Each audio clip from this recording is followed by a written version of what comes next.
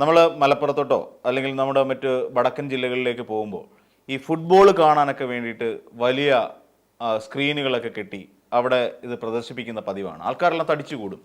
കാര്യം വടക്കൻ ജില്ല പ്രത്യേകിച്ച് പറയാനുള്ള കാര്യം, ഫുട്ബോൾ ആവേശം ഏറ്റവും കൂടുതൽ കാണപ്പെടുന്ന ഒരു മേഖല വടക്കൻ ജില്ല തന്നെയാണ്.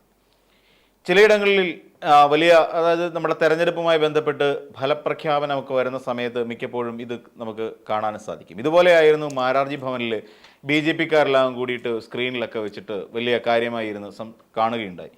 കാരണം അടുത്ത തെരഞ്ഞെടുപ്പ് നടക്കാൻ പോകുന്നു. ആ തെരഞ്ഞെടുപ്പിന് മുന്നോടിയായി ഞങ്ങൾ എന്തെല്ലാം കാര്യങ്ങൾ ഈ പറയുന്ന ആളുകളോട് അല്ലെങ്കിൽ പൊതുജനത്തോട്, വോട്ടർമാരോട് പറയണം, അതിന് പറ്റിയ എന്തെല്ലാം ത്രെഡുകളാണ് ഞങ്ങളുടെ നിർമ്മല സീതാരാമൻജി ഞങ്ങൾക്ക് ഇട്ടുതരുന്നത് എന്നറിയാൻ വേണ്ടിയിട്ട് കാത്തിരിക്കുന്നവരായിരുന്നു എല്ലാവരും.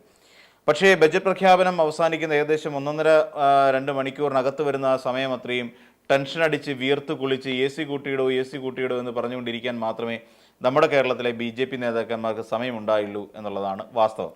കാരണം കേരളത്തെ സംബന്ധിക്കുന്ന, കേരളത്തിന് ഗുണം കിട്ടുന്ന യാതൊരു പദ്ധതികളും നമ്മുടെ ഇതുമായി ബന്ധപ്പെട്ട്, ബജറ്റുമായി ബന്ധപ്പെട്ട് നിർമ്മലാ സീതാരാമൻ പ്രഖ്യാപിച്ചില്ല എന്നുള്ളതാണ്.